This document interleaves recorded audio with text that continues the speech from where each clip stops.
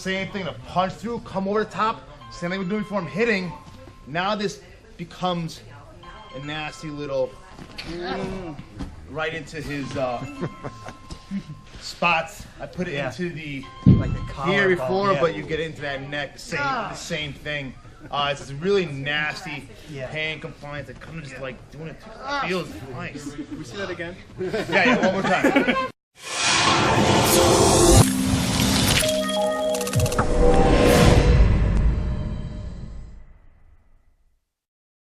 We're just going to review the W2 as a drill. So he's going to reach, we're going to move out to the outside, kind of get to his back. He reaches again, 1, 2, the outside, is moving to his back. What I want you guys to think about is that right hand, after this one clears, stepping through that right hand, just gliding around to that back side. You want either to the hip, the back control, or one to the neck. Try to seatbelt control. So right now, just kind of flow around. Try it. If you get comfortable, try it both ways, but not just kind of keep that lead right now. Go from there. Questions? Let's do it. Okay, so we're going to play off that same internal hammer, external hammer concept, but now playing a weapon opportunity. We're just using a pen as an example. Anything that's a phone, a pen, a knife, it's not, I don't want to talk about killing weapons right now or anything about a knife, but it's kind of think of like the self-defense when, think of like a small woman, Megs, fighting a guy bigger like me, you need an equalizer, and a weapon of opportunity is an equalizer. It could be anything that can fit in your hand. Sharpie. So, Sharpie is a great tool. So this provides me extra controls as a blunt force as well. But we're gonna play with it both in the rear hand and in the lead hand, kind of in that ice pick grip. Does that make sense? All right. So start off first. He's gonna hit that right. We'll start off with we'll start off with the left one. The choke one first. Okay. Because that keeps on this line. So we start off with the weapon opportunities in our lead hand. I'll get that later. Weapon opportunities in our lead hand. On the hammer, 1. Now I'm going to use it, start catching and hammering the back of his tricep, and also provide extra hook. Same thing to punch through, come over the top. Same thing we're doing before I'm hitting. Now this becomes a nasty little right into his spots. I put it into the here before, but you get into that neck. The same thing. It's this really nasty pain compliance. It kind of just like doing it. Feels nice. Can we see that again? Yeah, one more time. So we're gonna be easy. As playing around, but it's the same thing what you're doing. So if you remove the pen, what we were doing this week is we were in the same position and we just collapsed him down. We did that whole kind of nasty broken down.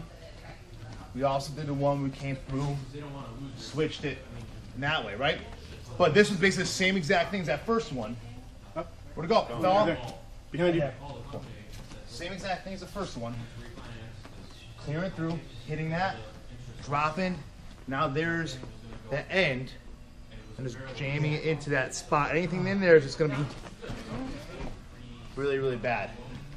All right? It's going to be easy. This is how you're going to do it. 1, 2, get it here, just like let him feel a little bit, just tap when you start feeling it. If you want to just give it a one shot or two, just drop him with it, but not too hard. Questions? Or if you really want to make it nasty, you already see where I've already dug into his neck. So, sorry about that, buddy. Jiu-jitsu. Does that make sense? So I'll get you guys some tools we can play with. Right there. Yeah, cool. All right. So just a different detail. We had it sticking out more in the end, turning the hand over, and then it became a very nasty way compared to I think I did the first time. Yeah, I had it more palm down, and then that time I had more of a stabbing, and it was just right there. That's sexy. That is less than comfortable. Okay, I'm going to thank Sean Juggler for this one. I like this one. It's a little spin to a hit, you'll see.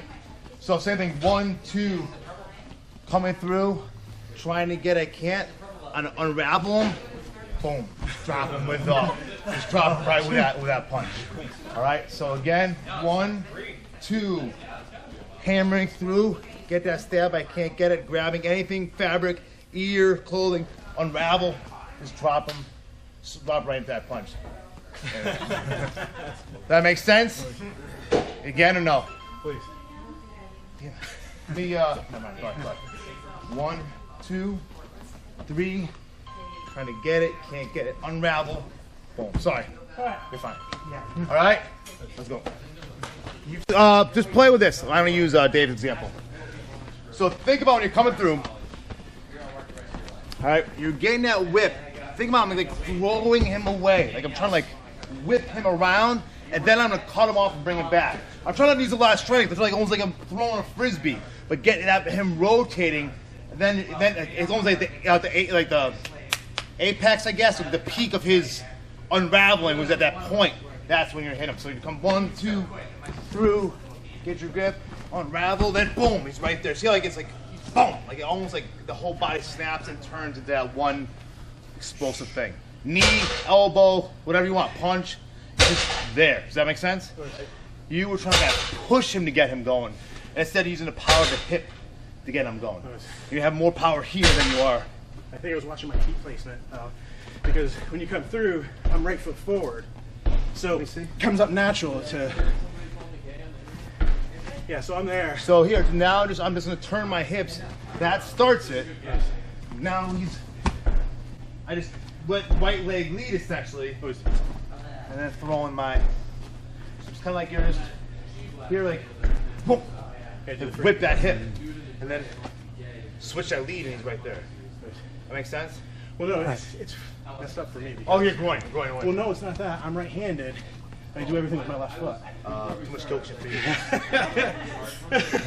So the knee, the rising knee right there is just feels like, really nice. Keep it. Keep it. All right, keep going. Yep, okay. All right, same thing, similar concept. 1, 2, I'm sorry. I got a brain fart. So think of this one as most like a W1. W1, we came through. So now we're doing the same thing with this. We're gonna use the puño end to clear to the shoulder. So it's like now, like see, I'm like capturing, flaring off, like popping here. Now I'm gonna jam it right in that spot, and then it's just like drop them. It's like you can feel the gi, can't you? Oh, wait, there There it is. Now what? Oh, this is a nice little sexy spot. Yeah. So we're moving back over to right. It's right-handed now. Oh, So now it's right. So we were here. That was a good one. Now we're going right-handed. So just different hand. You just grab it. It's in this hand instead. So now just gonna think about pushing through, framing away, and then it's in that mid. Yeah, it's a look. And it took us a while to kind of play around and see where it is. They all have nice control points. If you kind of put it in that, like that scapula area, it just gets a nice right there, right? yep. And then it's just like, whoa, it's really nice. Yeah. Oh, Jesus, I'm sorry. All right, play with this one. I just like it's just cool because it's a nice control spot. But if you're thinking about even if you're just coming through there, you're just hammering down into that thing, he's gonna have a bad day anyways. It's always uncomfortable. All right, But you'll feel the spot where it's just awful. it's cool. Questions? You need to see it again. Let's do it.